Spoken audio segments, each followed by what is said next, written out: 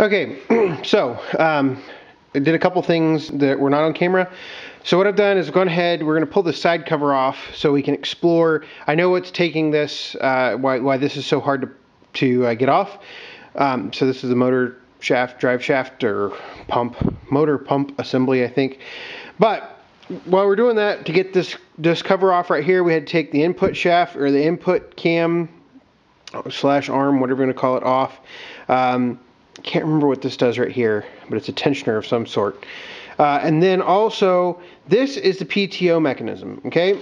And what's going to happen is, so an electric solenoid on the back of the case that's no longer there, that electric solenoid is going to allow fluid to come through here, and it is going to push on this spring right here. Now that spring is behind this cover, so when you take the cap screws off, it springs out and gets really violent.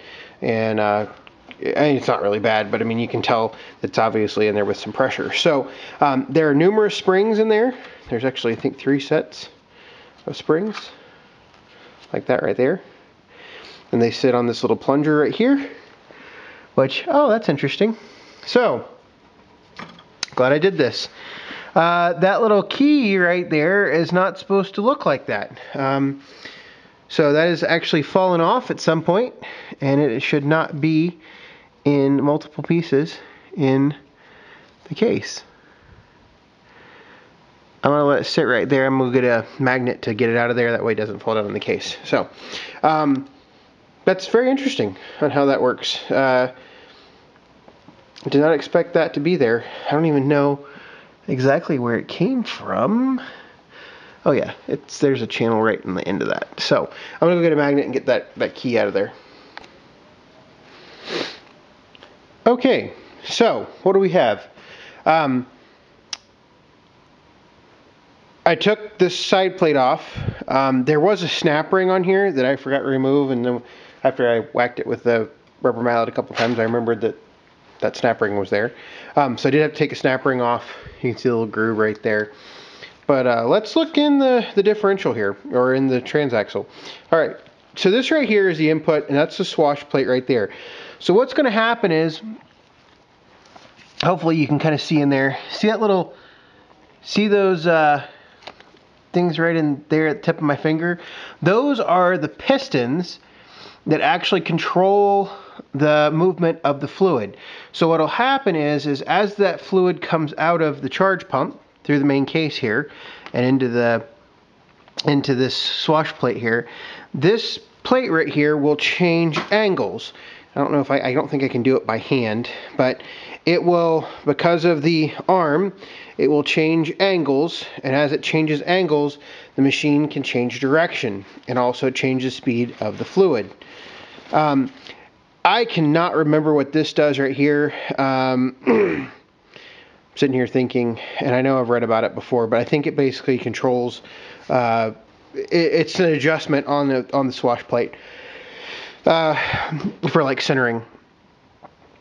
And then as you get down lower, you can see the drive. So after the swash plate here, obviously the motion needs to be converted to some type of,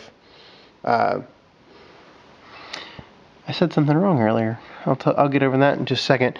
But obviously, this motion needs to be converted to energy, and so what will happen is that will go, the direction of this fluid will go into this right here, which then comes out as that little pinion gear right there, and that drives that gear right in there, which then drives the differential.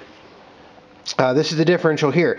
Earlier, I was saying that this gear right here went all the way forward. It does not, obviously. I thought it did, but it does not. That is just the idler gear. That is the gear you replace for the 540 PTO. That is correct, now that I'm remembering all this. So that's the gear you replace for the 540 PTO. Now, the only problem is the differential's already kind of fallen apart, because when you take the case off, it falls apart. Because you mostly need axle shafts. So there's that would go in there like so. And then what happens when you pull the locker for the locking differential Let me see if I can actually get this to work here. I don't think I can do it by hand. But basically, there is a mechanism in there that drives the locker on that's the little thing right there. There's a little fork down in there that drives the locker on the differential here. So that is the internals of the K91. Now, like I showed you earlier in the K92, there's actually a bar here. That's because this differential right here, this part of the differential is much more robust in the K92 than it is in the K91. So I'm going to sit here. I'm going to work on getting the differential out and everything, and we will go from there. Probably, this is already a 2-part video, I'm guessing, so it'll probably be the 3rd part before I go ahead and get the motor shaft pump off, and we'll show all that assembly and everything.